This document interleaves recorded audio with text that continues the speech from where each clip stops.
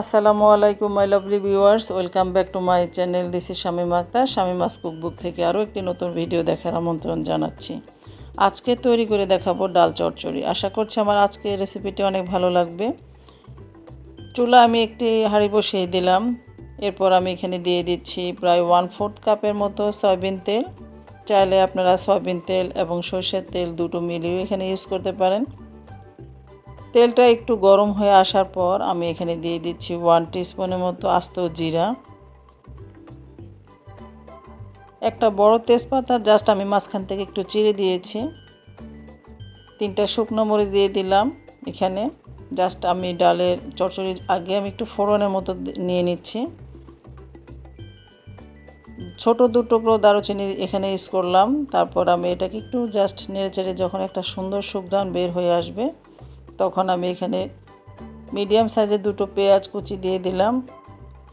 একটু নেড়েচেড়ে ভেজে নিয়ে নেব। ভেজে নেওয়ার পর এখন আমি এখানে দিয়ে দিচ্ছি 1 টিস্পুনের চেয়ে একটু বেশি পরিমাণ সমপরিমাণ আদা রসুন পেস্ট দিয়ে আবার এটাকে একটু ভেজে নিচ্ছি। জাস্ট মানে এটার একটা কাঁচা যে ফ্লেভার থাকে সেটা যেন পুরোপুরি চলে যায়। এরপর আমি এখানে দিয়ে দিচ্ছি 1 টিস্পুনের মতো শুকনো মরিচ, মানে মরিচের গুঁড়াটা, আর দিয়ে দিব 1 টিস্পুনের মতো হলুদ গুঁড়া, 1 টিস্পুন দিয়ে দিচ্ছি ধনিয়া গুঁড়া। যেহেতু আমি এখানে আস্ত জিরাটা দিয়ে দিয়েছি তাই আমি পরে এখানে জিরার গুঁড়াটা ইউজ করব, আমি এখন ইউজ করলাম না। জাস্ট 1 টিস্পুন ধনিয়া গুঁড়া, 1 টিস্পুন হলুদ গুঁড়া আর 1 টিস্পুন লাল মরিচের গুঁড়াটা দিয়ে দিলাম। সামান্য পরিমাণ একটু পানি দিয়ে দিলাম যেন মশলাটা পুড়ে না যায়। আর স্বাদ মতো লবণটা এখানে দিয়ে ভালো মতো মশলাটাকে আমরা একটু কষিয়ে নেব। এই ডাল চচ্চড়ি বা ডাল ভুনাটা গরম ভাতের সাথে, রুটি বা পরোটার সাথে অসাধারণ টেস্ট লাগে। সব কিছু ভালো মতো নিয়ে এখন আমরা মশলাটাকে কষিয়ে নিয়েছি, দেখতেই পাচ্ছেন।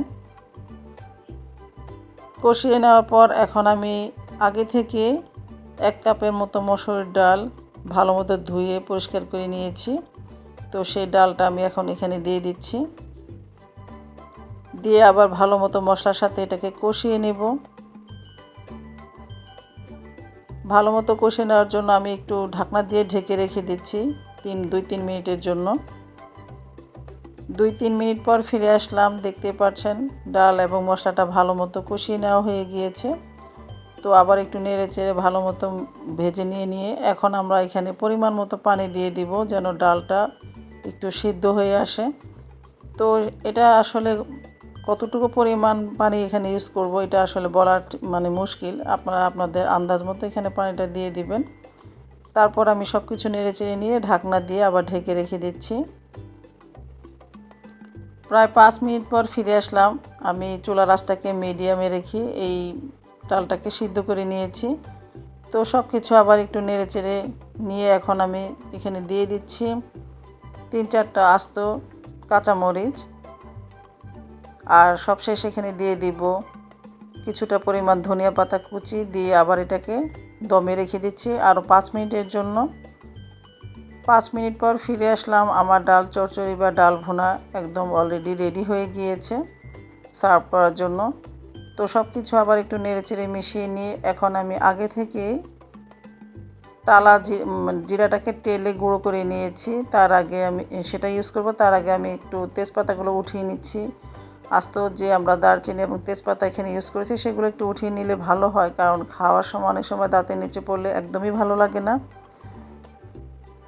তো এগুলো উঠিয়ে নেওয়ার পর এখন আমি আগে থেকে তেলে রাখা জিরার গুঁড়া আমি এখানে একটু দিয়ে দিচ্ছি, 1 টিস্পুনের মতো দিয়ে দিচ্ছি। এতে করে খুব সুন্দর একটা ফ্লেভার ছড়াবে আর খেতেও খুব টেস্ট লাগবে। অনেকে আবার টালা জিরা গুঁড়াটা পছন্দ করে না, তো যারা পছন্দ করে না তারা স্কিপ করতে পারেন, কোনো সমস্যা নেই। এখন টালা জিরা গুঁড়াটা দিয়ে একটু ঢেকে রেখে দিব আরও 2-3 মিনিটের জন্য। 2-3 মিনিট পর আমরা এটাকে নামিয়ে সার্ভ করে নিয়ে নিব। ব্যাস তৈরি হয়ে গেল আমার দারুণ মজার ডাল চচ্চড়ি বা ডাল ভুনা, যেটা রুটি পরোটা অথবা গরম গরম ভাতের সাথে পরিবেশন করে নিতে পারবেন। আশা করছি আমার আজকের রেসিপিটি আপনাদের কাছে অনেক ভালো লেগেছে। যদি ভালো লেগে থাকে তাহলে প্লিজ একটি লাইক দিয়ে দিবেন আজ এ পর্যন্তই। আল্লাহ হাফেজ।